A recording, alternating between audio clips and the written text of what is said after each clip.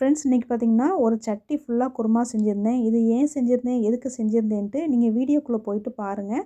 Next பார்த்தீங்கன்னா இது ரொம்ப டேஸ்டியாக இருந்துச்சு. இதே மெத்தடில் நீங்கள் ட்ரை பண்ணி பாருங்கள். உங்கள் வீட்டில் ஏதாவது ஃபங்க்ஷன் எதுவும் வந்துச்சுன்னா, நீங்கள் வந்து சப்பாத்தி செஞ்சீங்க அப்படின்னா, இந்த குருமாவை நான் சொன்ன மெத்தடில் நீங்கள் ட்ரை பண்ணி பாருங்கள். ரொம்ப டேஸ்டியாக இருக்கும்.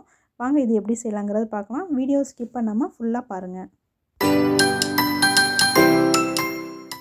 இந்த குருமா செய்கிறதுக்கு 2 மீடியம் சைஸில் உள்ள உருளைக்கிழங்கு எடுத்து இந்த மாதிரி கட் பண்ணி வச்சுருக்கேன். அப்புறம் வந்து ஒரு 50 கிராம் அளவுக்கு பீன்ஸு, அப்புறம் கொஞ்சமாக பார்த்திங்கன்னா கேரட்டு, இதெல்லாம் உங்களுக்கு தேவையான அளவுக்கு நீங்கள் எடுத்துக்கிடலாம்.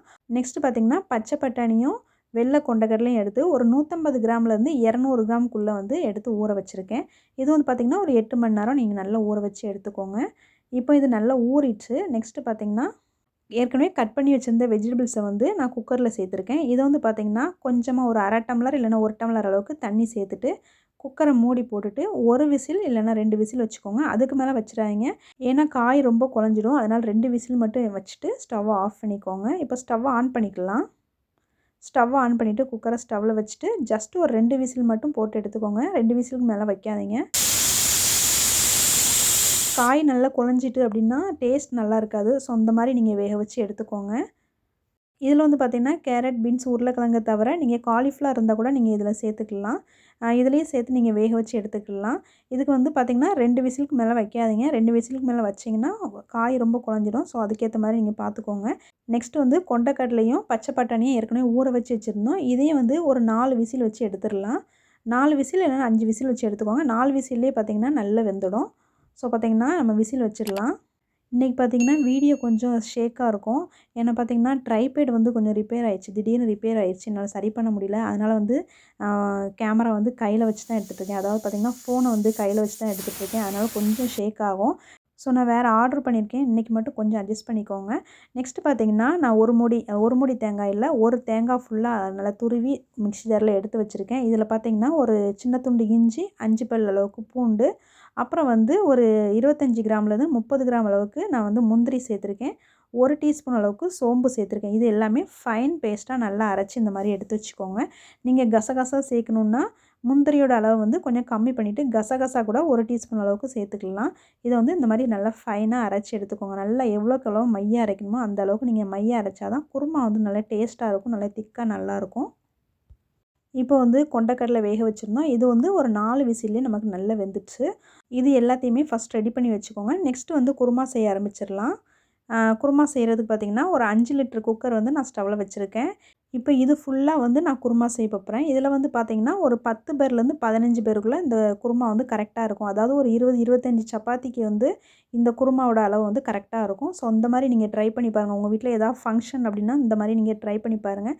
இதுக்கு பார்த்திங்கன்னா 3 துண்டு பட்டை, 3 கிராம்பு, அப்புறம் 3 ஏலக்காய், கல்பாசி வந்து எக்ஸ்ட்ரா கூட கொஞ்சமே எடுத்துக்கோங்க. ஒரு 2 டீஸ்பூன் அளவுக்கு எடுத்துக்கோங்க. 2 பிரிஞ்சி இலை எடுத்திருக்கேன். குக்கரில் வந்து ஒரு 3 டேபிள் ஸ்பூன் அளவுக்கு எண்ணெய் விட்டுக்கோங்க. எந்த ஆயிலாக இருந்தாலும் ஓகே தான். எண்ணெய் விட்டுட்டு இப்போ நம்ம ஸ்பைசஸ்லாம் இதோடய ஆட் பண்ணிக்கோங்க. இதில் 2 வெங்காயம் நல்லா பொடி பொடியாக கட் பண்ணி எடுத்து வச்சுருக்கேன் மீடியம் சைஸில். இது எல்லாமே நல்லா பொரிஞ்சதுக்கு பிறகு நம்ம வந்து கட் பண்ணி வச்சுருந்த வெங்காயத்தை இதோடய ஆட் பண்ணிவிட்டு நல்லா வதக்கி விட்டுக்கலாம். வெங்காயம் நல்லா வதங்கணும். இது வந்து பார்த்திங்கன்னா உங்கள் வீட்டில் ஒரு 25 சப்பாத்தி ஈவினிங் செய்கிறீங்க அப்படின்னா, இந்த 25 சப்பாத்திக்கு வந்து இந்த குருமாவோட அளவு வந்து கரெக்டாக இருக்கும். ஸோ பார்த்திங்கன்னா உங்கள் வீட்டில் சின்ன சின்ன ஃபங்க்ஷன் ஏதாவது வந்துச்சு, வீட்டில் சப்பாத்தி செய்கிறீங்க அப்படின்னா இந்த அளவு வந்து நீங்கள் கரெக்டாக வந்து நீங்கள் எழுதி வச்சுக்கோங்க. இல்லைனா சப்ஸ்கிரைப் பண்ணி வச்சுக்கோங்க. தக்காளி பார்த்திங்கன்னா ஒரு 6 தக்காளி நான் ஒரு பெரிய தக்காளியாக பார்த்து எடுத்து கட் பண்ணி வச்சுருக்கேன். நல்ல பழுத்த தக்காளியாக கட் பண்ணி எடுத்து வச்சுக்கோங்க. இப்போ பார்த்திங்கன்னா வெங்காயம் வந்து நமக்கு நல்லா வதங்கிட்டு இந்த ஸ்டேஜ் வரைக்கும் நல்லா வதக்கிக்கோங்க. ரொம்ப பொன்னிறமாக வேணும் அப்படின்லாம் தேவையில்லை. ஜஸ்ட் இந்த ஸ்டேஜ் வரைக்கும் நீங்கள் நல்லா வதக்கிட்டு அதுக்கு மேலே வந்து தக்காளி ஆட் பண்ணிக்கோங்க. இப்போ தக்காளியும் வெங்காயமும் நல்லா வதக்கிக்கோங்க. நம்ம வந்து ஏற்கனவே மசாலா அரைக்கும் போது இஞ்சி பூண்டு வந்து தேங்காவோட சேர்த்து அரைச்சி வச்சுருக்கோம். அதனால் நான் அந்த ஸ்டேஜில் வந்து இஞ்சி பூண்டு பேஸ்ட்டை ஆட் பண்ணல. சப்போஸ் நீங்கள் வந்து மசாலாவில் வந்து இஞ்சி பூண்டு ஆட் பண்ணல அப்படின்னா இந்த ஸ்டேஜில் வந்து இஞ்சி பூண்டு பேஸ்ட்டை வந்து ஒரு 3 டீஸ்பூன் அளவுக்கு சேர்த்துக்கோங்க. ஃபுல்லாக 3 டீஸ்பூன் அளவுக்கு சேர்த்துக்கோங்க. தக்காளி வெங்காயம் பார்த்திங்கன்னா நல்ல பேஸ்ட் மாதிரி நல்லா வதங்கணும். முழுசாக எதுவுமே தெரியக்கூடாது. அந்த ஸ்டேஜ் வரைக்கும் நீங்கள் நல்லா வதக்கிக்கோங்க. இப்போ இதில் பார்த்திங்கன்னா மசாலா பவுடர் ஆட் பண்ணியிருக்கேன். இதில் வந்து 5 டீஸ்பூன் அளவுக்கு பார்த்திங்கன்னா தனி மிளகாய்த்தூள் சேர்த்துருக்கேன். ஒரு 8 டீஸ்பூன் பார்த்திங்கன்னா மல்லித்தூள் சேர்த்துருக்கேன். 1 டீஸ்பூன் வந்து கரம் மசாலா சேர்த்துருக்கேன். அப்புறம் ஒரு 1/2 டீஸ்பூன் அளவுக்கு மஞ்சத்தூள் சேர்த்துருக்கேன். எல்லாமே மொத்தமாக இதில் சேர்த்துருக்கேன். ஸ்டவ்வை சிம்மில் வச்சுட்டு மசாலா பொடியை சேர்த்துட்டு லேசாக கிண்டி கொடுத்துக்கோங்க. மசாலா வந்து கரிஞ்சிடக்கூடாது. கரிஞ்சிச்சின்னா டேஸ்ட்டு போயிடும். ஸோ பார்த்திங்கன்னா சிம்மில் வச்சுட்டு லேசாக கிண்டி கொடுத்துட்டு நம்ம வேக வச்சுருந்த பொருள் எல்லாத்தையுமே இதில் ஆட் பண்ணிடலாம். கொண்டக்கடலை, பட்டாணி, வெஜிடபிள்ஸ் எல்லாத்தையுமே இதில் ஆட் பண்ணிக்கிடலாம். அப்புறம் நம்ம அரைச்சி வச்சுருந்த தேங்காய் விழுதையும் இதோடு சேர்த்துக்கலாம். தேங்காய் பார்த்திங்கன்னா நீங்கள் முழு தேங்காவாக நல்ல பெரிய தேங்காவாக ஒரு தேங்காய் எடுத்து நல்லா துருவி இதோடய அரைச்சி சேர்த்துக்கோங்க.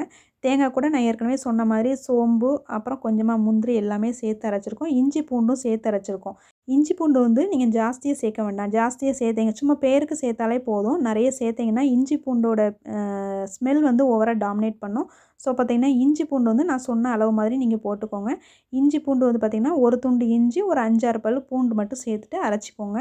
அப்படி இல்லை அப்படின்னா 2 டீஸ்பூன் அளவுக்கு இஞ்சி பூண்டு பேஸ்ட் நீங்கள் வச்சுருந்தீங்க, ஸ்டோர் பண்ணி வச்சுருந்தீங்கன்னா இஞ்சி பூண்டு பேஸ்ட் வந்து நீங்கள் வெங்காயம், தக்காளி வதக்கும் போது ஆட் பண்ணி அப்போது நீங்கள் வந்து வதக்கிக்கோங்க.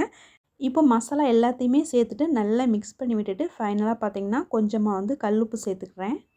நான் வந்து பார்த்திங்கன்னா குக்கர் ஃபுல்லாகவே குருமா வச்சுருக்கேன். அதனால் வந்து நான் சிம்மில் வச்சு தான் கொதிக்க விட போகிறேன்.